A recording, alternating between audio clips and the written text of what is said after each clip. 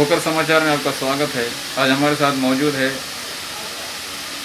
शहर की जानी मानी हस्ती डॉक्टर फिरोज खान इनामदार साहब। आज हम इनसे खुसूसी मुलाकात करेंगे। डॉक्टर साहब, ये देखा जा रहा है कि पेशेंट को मलेरिया हो, टाइफाइड है, मामूली सर्दी ज़ुकाम है, बुखार है, बल्कि कोरोना टेस्टिंग करा के उसका उपचार शुरू किया जा रहा है। क्या ये ऐसा करना शुरुआत में सही है? देखिए, अभी हमारे पास एक कोरोना पेंडेमिक चालू है। वो सिर्फ हमारे शहर में, महाराष्ट्र में या भारत में ही नहीं, पूरी दुनिया में कोरोना से लाखों तादाद में लोग मुतासिर हुए हैं। कोरोना एक वायरल इन्फेक्शन है। कोरोना वायरस, जिसको कोविड-19 भी कहा जाता है, एक वायरल इन्फेक्शन है जिसके अंदर में सर्दी, ज़ुकाम, बुखार, खांसी, गले में दर्द और गलावट, बहुत ज़्यादा तौर पर गलावट पाई जाती है। तो इसमें टाइफाइड या मलेरिया होना या नहीं होना, ये टाइफाइड मलेरिया अलग बीमारियां हैं, लेकिन कोरोना एक अलग बीमारी है। तो जहाँ तक ये बीमारी का ताल्लुक़ है, इसके लिए कुछ टेस्टिंग बहुत ज़रूरी है। यानी कि अगर मरीज़ को सर्दी, ज़ुकाम, खांसी, गले में दर्द या बुखार या बहुत ज़्यादा गलावट महसूस हो, तो वो ज़्यादा वक्त ज़ाया ना करते हुए फ़ौरन अपना टेस्ट करवा लें। टेस्ट करवाने से क्या होगा कि हमारा एक तरीक़ा हो जाएगा कि भाई हमने अर्ली उसको डायग्नोसिस किया है, और उसका अर्ली हम ट्रीटमेंट, जितना जल्दी बीमारी पहचान में आएगी उतना जल्दी हम उसका इलाज कर पाएंगे और पेशेंट को जल्द से जल्द ठीक करने में मदद होगी।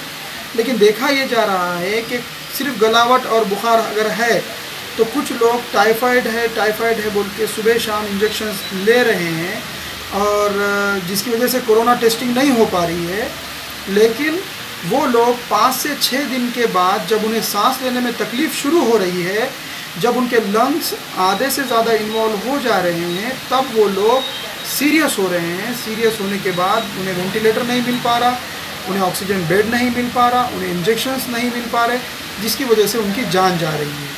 तो बेहतर राय ये है हमारी इस मामले में कि आप जितने जल्दी हो सके उतने जल्दी उसका डायग्नोसिस करें, ट्रीटमेंट करें और इलाज करवाएं।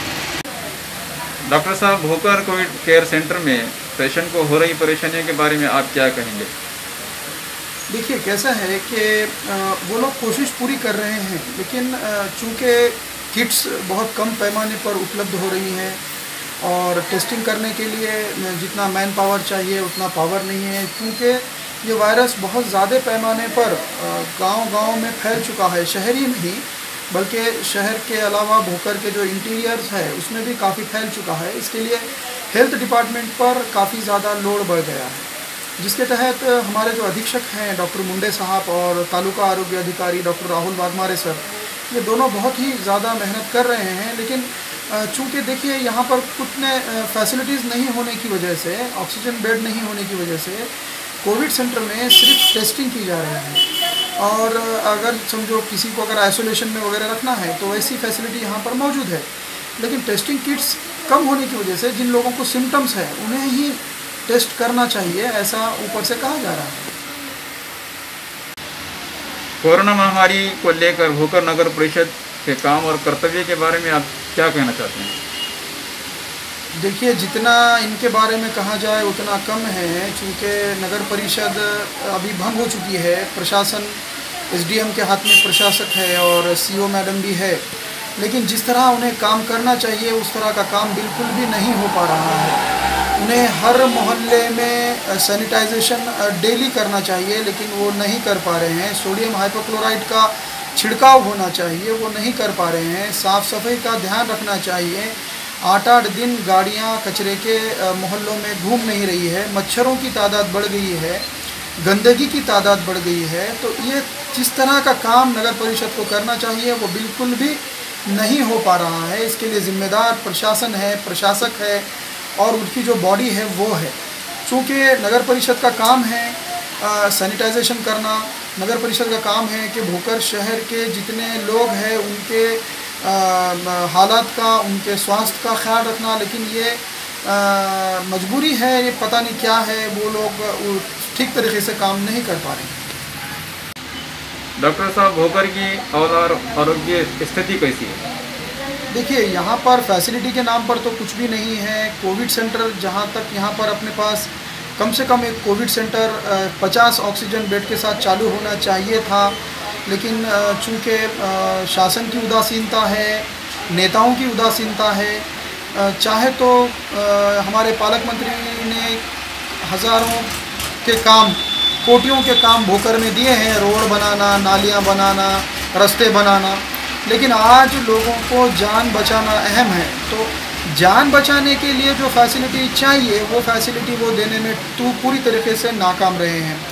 अब देखिए, भोकर के अंदर कोविड सेंटर एक कम से कम 50 बेड का खुलना बहुत ज़रूरी है।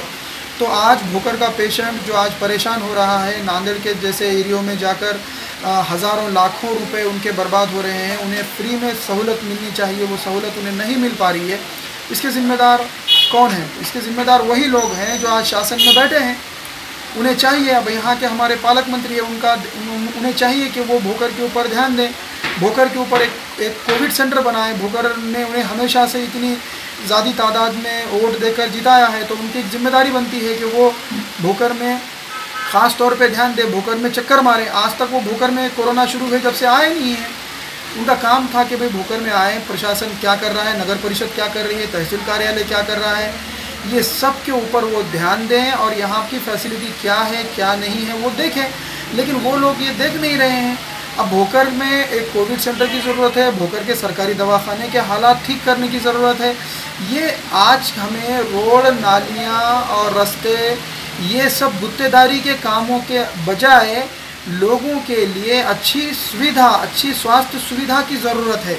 लेकिन ये लोग लोगों की प्रायोरिटीज़ को ध्यान में नहीं रख रहे हैं, ये लोग उनकी प्रायोरिटीज़ को ध्यान में रख रहे हैं। इसलिए मेरा कहना ये साफ तौर पर है कि ये पूरी तरीके से सुविधा भोकर की फेल हो चुकी है। यहाँ पर कोई आरोग्य सुविधा कोई किसी काम की नहीं है।